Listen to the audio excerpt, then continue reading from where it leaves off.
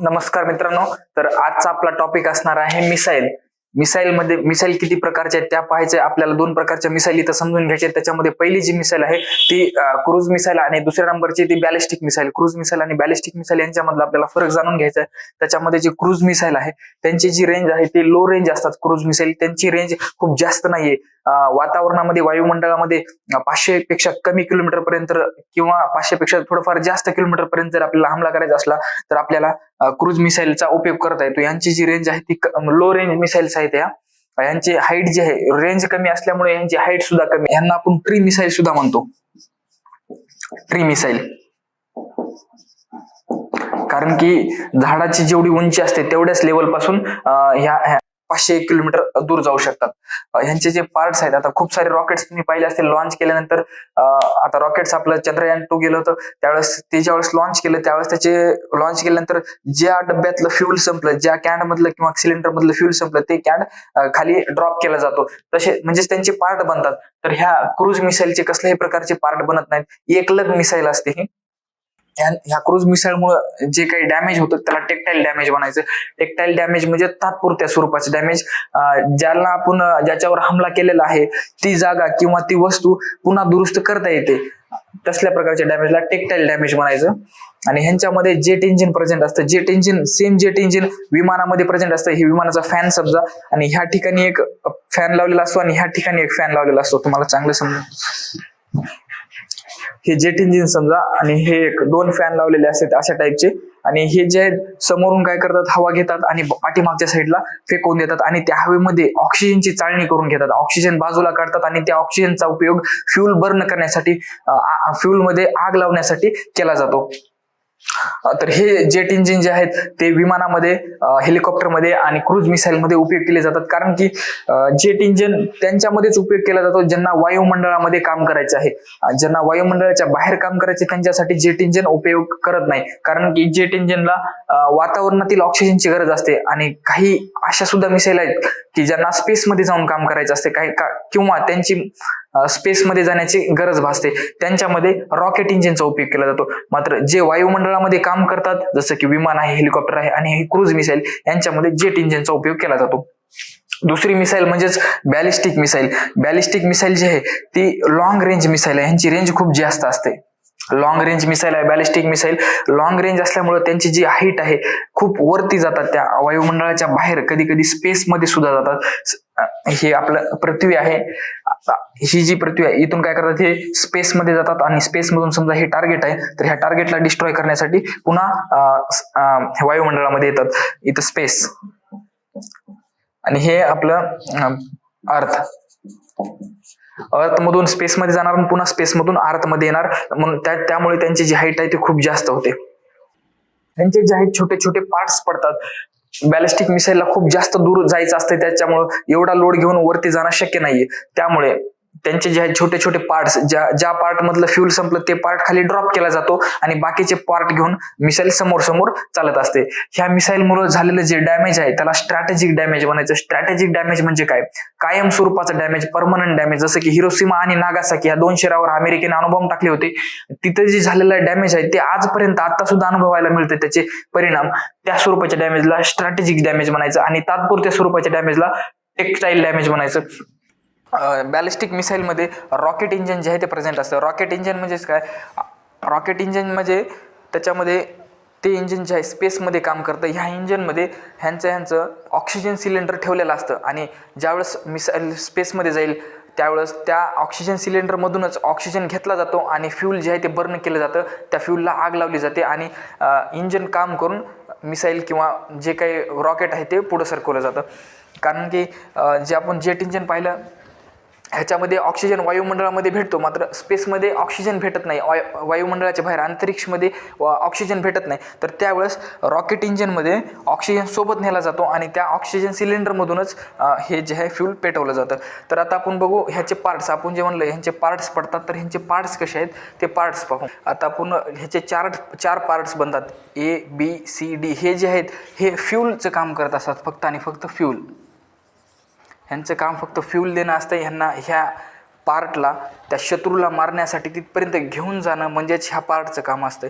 आणि हे जे पार्ट आहे ह्याला पेलोड म्हणायचं, हे ॲक्च्युली बॉम्ब असतो. आपलं जे एक्सप्लोजिव्ह आहे, आपल्याला ज्या शत्रूला जे डिस्ट्रॉय करायचं आहे ते फक्त आणि फक्त आपण पेलोडच्या माध्यमातून करू शकतो. आणि ह्या पेलोडला तिथपर्यंत पोहोचवायचं काम ह्या 4 पार्ट्सचं असतं. हे वरची जे दिसते तुम्हाला ही कॅप आहे, ह्या कॅपला वॉरहेड म्हणायचं. ह्या कॅपला वॉरहेड म्हणायचं. जसं जसं मिसाईल वरती जाईल, मिसाईल वरच्या भागाला जाईल, त्यावेळेस त्याचे पार्ट्स जसे निकामी पार्ट्स खाली ड्रॉप केले जातील. हे निकामी पार्ट ए इथं ड्रॉप केलेला आहे. त्याच्यानंतर मिसाईल पार्ट ड्रॉप केल्यानंतर मिसाईलला एक स्पीड भेटेल. त्या स्पीडमुळे मिसाईल जास्त फास्ट जाईल.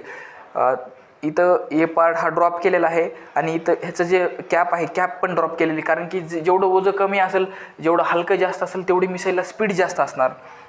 त्याच्यानंतर मिसाईल ह्या ठिकाणी आलेली आहे आणि ह्या ठिकाणी ह्याचे फक्त पेलोड्स सी आणि डी हे पार्ट प्रेझेंट आहेत. आणि त्याच्यानंतर अजून समोर आलं तर डी आणि पेलोड एवढंच प्रेझेंट आहे यांच्यामध्ये. तर इथं काय असतं, हा टार्गेट आहे, मेन स्टेप आहे ही. इथं टार्गेट आहे. ह्या टार्गेटला आता असं तर नाही आहे की शत्रू पागल आहे. इथे एक छत्री असते, त्यालाच आपण रडार म्हणतो.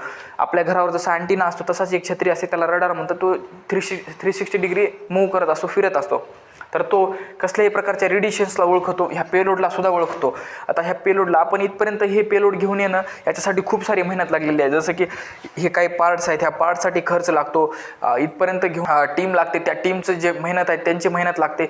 आणि इथपर्यंत आल्यानंतर ह्या टार्गेटनं इझिली आपल्या ह्या मिसाईलला मारून टाकणं किंवा ह्याला डिस्ट्रॉय करणं हे तर बरोबर नाही आहे. तर मग इथं काय, ह्या मिसाईलला ही रडार तर ओळखतो. मग आता हा रडारला म्हणजेच हा रडारला चुकली देण्यासाठी इथं काय केलं जातं, तर ह्या ठिकाणाहून डेकॉय रिलीज केलं जातं आहे. डेकॉय हे एक असं मटेरियल आहे जे की वेस्ट मटेरियलच आहे समजा. आणि ह्या रडारला हे डेकॉय असं दाखवून देतो की ॲक्च्युअल जे स्फोटक आहे, ॲक्च्युअल जे एक्सप्लोजिव्ह आहे, बॉम्ब आहे, ते हे डेकॉय आहे. हे मटेरियल जे इथून रिलीज झाले डेकॉय म्हणतात त्याला. आणि त्या डेकॉय ह्या रेडिएशनला असं दाखवतो की ॲक्च्युअल जे बॉम्ब आहे ते मी आहे बाबा, ही मिसाईलकडे बॉम्ब नाही असं दाखवून देतो. फक्त जे बॉम्ब आहे ते ह्या डेकॉयपाशी आहे. मग हे रडार सेन्स करतं ह्या डेकॉयला आणि टार्गेटमधून हे टार्गेट काय करतं, इथून ह्या डेकॉयलाच मिसाईल मारतं. आणि त्याच्या पाठीमागं आपण काय करतो, ह्या पेलोडमधून मिसाईल रिलीज करतो आणि टार्गेटला डिस्ट्रॉय करतो, ह्याला वाजवून टाकतो, ह्याचा धिंगाणा करतो. तर आता हे झालं टार्गेट. हे टार्गेट इझिली एवढ्या हे रेडिएशन्स आहेत ह्यांना समजून घेईल. तर हे जे डेकॉय मटेरियल प्रेझेंट आहे, ह्या डेकॉय मटेरियलमुळंच ही जे आपली फायनल स्टेप पूर्ण होऊ शकते. डेकॉय मटेरियल जर नसेल तर ते जे टार्गेट आहे डायरेक्टली आपल्या पेलोडला डिस्ट्रॉय करून टाकेल आणि आपली जी एवढी झालेली मेहनत आहे ती वेस्ट जाईल. तर आता असं समजून घ्या की आता हे जे पेलोड आहेत, पेलोडचं कॅप तर इथंच रिलीज झालेले आहे. आता पेलोड जे आहेत त्या टार्गेटलाच आपल्याला मारायचे आहेत असं काही नाही. हे पेलोड जे आहेत ते आपण इथं जर एखादं टार्गेट असेल, ह्या ठिकाणी जर एखादं टार्गेट असेल तर पेलोड आपण इथूनच रिलीज करून ह्या टार्गेटला डिस्ट्रॉय करू शकतो. पेलोड इथून रिलीज करून ह्या टार्गेटला डिस्ट्रॉय करू शकतो. असे खूप सारे पेलोड्स बॅलिस्टिक मिसाईलमध्ये आपल्याला घेऊन जाता येतात. बॅलिस्टिक मिसाईल अग्नी 5 मिसाईल जे आहे त्याच्यामध्ये आपल्याला 10 पेलोड घेऊन जाता येतात, सोबत कॅरी करता येतात. आणि ते 10 पेलोड म्हणजेच टार्गेट जे मेन टार्गेट आहे त्याच्या आधी 9 टार्गेट आपल्याला डिस्ट्रॉय करता येतील. म्हणजे त्याला पकडून 10 टार्गेट असे त्या बॅलिस्टिक अग्नी 5 मिसाईलच्या माध्यमातून आपल्याला कंप्लीट करता येतील. ह्या टार्गेटचा जर हा मित्रराष्ट्र असला तर हा मित्रराष्ट्र त्यांना म्हणू शकतो किंवा ही मिसाईल तुमच्यापाशी येणे अगोदरच आम्ही त्याला मारू. तर आपल्यापाशी का नाही का काय, मग आपण इथूनच काय करायचं, पेलोडमधूनच एक्सप्लोज रिलीज करणं आणि ह्या टार्गेटला सुद्धा डिस्ट्रॉय करायचं आणि ह्या टार्गेटला सुद्धा आपण डिस्ट्रॉय करू शकतो. तर ह्याच्यानंतर आपण सुपरसॉनिक, सबसॉनिक आणि त्यांचं जे मॅक आहे त्यांची स्पीड काय असू शकते मिसाईलची, ती स्पीड ध्वनीच्या स्पीडवर अवलंबून असते ती. तर चला तर मित्रांनो पाहू आता मेक नंबर काय असतो आणि सबसॉनिक, सुपरसॉनिक आणि हायपरसॉनिक ह्या मिसाईलचे प्रकार पडतात, हे कशावरून पडतात, या सगळ्या गोष्टी आपल्याला इथं पाहिजेत. तर याच्यामध्ये जे मेक नंबर जे आहे, मेक नंबर म्हणजेच मेक नंबरचा जे फॉर्म्युला आहे ते स्पीड ऑफ सब्जेक्ट, म्हणजेच जे सब्जेक्ट म्हणजे आपली इथे मिसाईल आहे, मिसाईलची स्पीड आणि त्याला डिवाइड करायचं 330 मीटर पर सेकंड जवळपास एवढी असते. तर हे स्पीड ऑफ सब्जेक्ट आणि स्पीड ऑफ साऊंड आणि हे मेक नंबर सांगते की जी सॅटेलाइटची स्पीड जी मिसाईलची जी स्पीड आहे ती ध्वनीच्या किंवा साऊंडच्या किती पट जास्त आहे तेच. समजा मेक नंबर जर 2 असेल तर हे मेक नंबर असं सांगतो किंवा मिसाईलची जी स्पीड आहे ती साऊंडच्या स्पीड पेक्षा 2 पट आहे. साऊंडची स्पीड जर 1 असेल तर मिसाईलची जी स्पीड आहे ती 2 आहे, ती मेक नंबर सांगतं. समजा मेक नंबर 5 आहे तर ते असं सांगतं की साऊंडच्या स्पीड पेक्षा 5 पट स्पीड जास्त आहे मिसाईलची. 10 पट असेल तर 10 पट जास्त स्पीड आहे मिसाईलची, हे असं सांगून देतं. त्याच्यामध्ये बघायचं पहिलं जे आहे ते सबसॉनिक मिसाईल. सबसॉनिक मध्ये काय असते, त्याच्यामध्ये जे मिसाईलची जी स्पीड असते साऊंडच्या स्पीड पेक्षा कमी असते. तर ह्या मिसाईलचा उपयोग आपल्याला जास्त होतो, कारण की ह्या मिसाईलचा उपयोग आपल्याला, ह्या मिसाईलला आपण डायरेक्शन देऊ शकतो.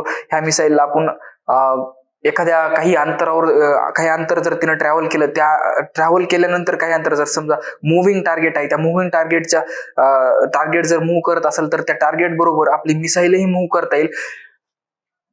तिथे आपण सबसॉनिक मिसाईलचा उपयोग करू शकतो. समजा त्याच ठिकाणी जर सुपरसॉनिक मिसाईल आहे, त्या मिसाईलला आपल्याला वळवणं थोडं अवघड जाईल, कारण की त्याची स्पीड खूप जास्त आहे. स्पीड जास्त असल्यामुळे त्याला वळण आपल्याला देणं अवघड जाईल. मात्र सबसॉनिक मिसाईलला आपल्याला एखादं ऑपरेशन जर करायचं असेल तर त्या ठिकाणी आपण सबसॉनिक मिसाईलचा उपयोग करू शकतो, कारण त्याची जी स्पीड आहे ती साऊंडच्या स्पीडपेक्षा कमी आहे आणि त्याचा मेक नंबर जे आहे ते 1 पेक्षा कमी आहे. साऊंडचा जर मेक नंबर 1 असेल तर त्याच्यापेक्षा कमी मेक नंबर आहे.